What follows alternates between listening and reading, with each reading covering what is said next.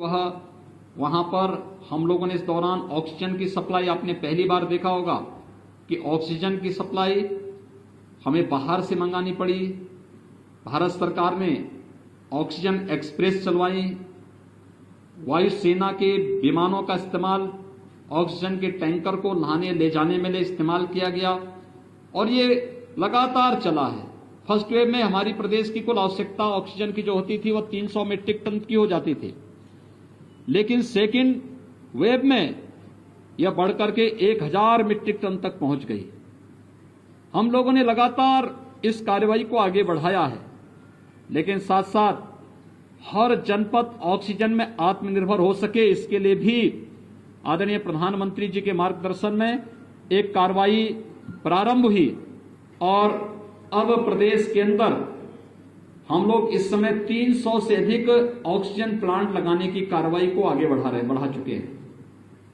मुझे ये कहते हुए प्रसन्नता है कि आपकी मुजफ्फरनगर में भी 6 ऐसे प्लांट लगने जा रहे हैं जो यहां पर 4 पहले से थे, उनकी क्षमता कम थी, 6 नए प्रस्तावित किए गए हैं जिनको हम यहां पर लगाने जा रहे हैं। हम लोगों ने वर्तमान में जो एक आशंका व्यक्त की जा रही है कि गांवों में इन्फेक्शन बहुत ज्यादा फैल चुका है, राज्य सरकार उसके प्रति पूरी सतर्क है। 5 मई से ही हमारी गांव-गांव में घर-घर सर्वे का काम चल रहा है। हमारी निगरानी समिति स्क्रीनिंग का काम करती है। स्क्रीनिंग के बाद लक्षण युक्त और हर संदिग्ध व्यक्ति को मेडिकल किट उपलब्ध करा रही है। उन लोगों को होम आइसोलेशन में रहना है, क्वारंटीन सेंटर में रहना है या हॉस्पिटल में पहुंचाना है, इसको तय करती है और सूची इंटीग्रेटेड कोविड कंट्रोल सेंटर में उपलब्ध कराती है। ICCC से 24 घंटे के अंदर रैपिड रिस्पांस टीम उस गांव में पहुंच करके एंटीजन टेस्ट कराती है। एंटीजन टेस्ट के बाद भी अगर कुछ लोगों में संदेह है तो उनका RT-PCR जांच करवाने का कार्य हो रहा है। एक बृहद पैमाने पर एक कार्यक्रम जहां चल रहा है, वहीं साथ ही साथ यह भी तय किया गया है कि स्वच्छता, सैनिटाइजेशन और फॉगिंग की कार्रवाई भी हर एक गांव में हो, कंटेनमेंट जोन में हो। राज्य सरकार ने यह भी तय किया है कि हम लोग जरूरतमंदों को मुफ्त में भोजन उपलब्ध कराएंगे। कम्युनिटी किचन हर एक जनपद में प्रारंभ किया गया है। शासन स्तर पर 71 जनपदों में स्वयं चल रहा है, शेष 4 जनपदों में स्वयंसेवी संस्थाएं संचालित कर रही हैं, लेकिन राज्य सरकार उसको सपोर्ट कर रही है। हमने राज्य सरकारों से आज सुबह ही मैंने बैठक ली और मैंने इस बारे में कहा है कि नहीं, राज्य सरकार सही 75 जनपदों में स्वयं भी चलाए और स्वयंसेवी संस्थाओं के माध्यम से भी हम लोग इसको चलाने की कार्रवाई करें। तो ये कार्य हमारा युद्ध स्तर पर पूरे राज्य के अंदर चल रहा है। कंटेनमेंट जोन में डोर स्टेप डिलीवरी को भी आगे बढ़ाने की कार्रवाई हमारी चल रही है और हम लोग उसको आगे बढ़ाने का कार्य कर रहे हैं। अभी जो आशंकाएं व्यक्त की जा रही है थर्ड वेव के प्रति हम लोग पूरी तरह सतर्क हैं और हर जनपद को कहा गया है, अभी से थर्ड वेव के बारे में आशंका है कि बच्चों पे ज्यादा बच्चे इससे संक्रमित हो सकते हैं। यद्यपि पहले ही उसमें कहा, पहली फर्स्ट वेव में ही ये बात कही गई थी कि हाई रिस्क कैटेगरी के लोग बाहर न निकलें, खासतौर पर जिसमें 60 साल से ऊपर के लोग, 10 साल से छोटी उम्र के बच्चे, गर्भवती महिलाएं, कम इम्यूनिटी के लोग, कमजोर इम्यूनिटी के लोग और एक या एक से अधिक बीमारी से ग्रसित कोई भी व्यक्ति ये घर के बाहर न निकले, घर में भी मास्क धारण करें। किसी भी व्यक्ति को बाहर निकलना है,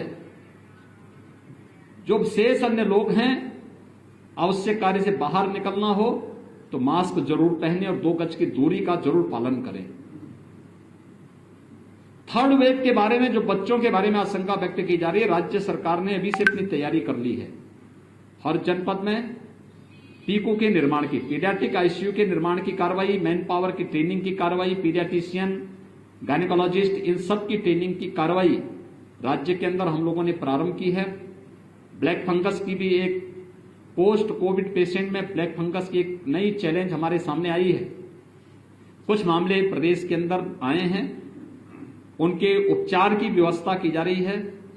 एक एडवाइजरी पूरे प्रदेश के अंदर जारी की गई है कि ब्लैक फंगस के अलावा पोस्ट कोविड कोई भी ऐसी समस्या देखने को मिलती किसी पेशेंट में तो उनके लिए एक अलग वार्ड बना करके उनके मुफ्त में उपचार की व्यवस्था प्रत्येक जनपद में प्रारंभ की जाए, जिससे हर एक व्यक्ति की जान हमारे लिए महत्वपूर्ण है, उसको बचाया जा सके और हर एक व्यक्ति को के जीवन को बचा करके हम लोग उसकी ऊर्जा का उपयोग समाज के लिए और राष्ट्र के लिए कर सकें।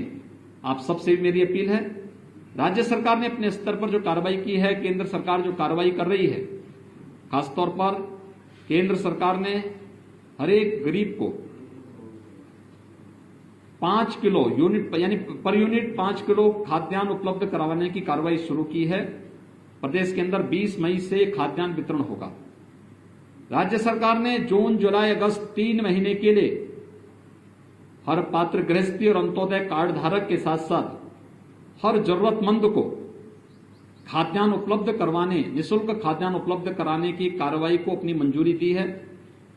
इसके साथ ही जो डेली कमाने वाले लोग हैं, श्रमिक हैं, स्ट्रीट वेंडर हैं, माली है, कुली है, पलेदार है, नाव है, धोबी है, मोची है, इन सभी लोगों को 1000 रुपये का भरण पोषण भत्ता भी प्रदेश सरकार ने अपनी स्वीकृति दी है। ये जून माह में सभी लोगों को मिलना प्रारंभ हो जाएगा। आप सबसे मेरी अपील है कि समाज को जागरूक करने और इस महामारी से मजबूती के साथ लड़ने में, प्रत्येक नागरिक को तैयार करने में, जागरूक करने में आपकी एक बड़ी भूमिका हो सकती है। आपके माध्यम से मैं सबसे अपील करूंगा, हम कोरोना प्रोटोकॉल का पालन प्रत्येक व्यक्ति करे। हर व्यक्ति अनावश्यक कोई भी घर से बाहर न निकले, लेकिन अगर किसी को घर के बाहर निकलना ही हो तो मास्क जरूर पहने, 2 गज की दूरी का पालन जरूर करें। अगर कोरोना के इस प्रोटोकॉल का पालन हर व्यक्ति करता है तो कोरोना के खिलाफ देश की लड़ाई को विजयी बनने में बहुत देर नहीं लगेगी और इस महामारी से, इस सदी की सबसे बड़ी महामारी से हम सफलतापूर्वक विजयी बनने में हमें सफलता प्राप्त होगी। धन्यवाद।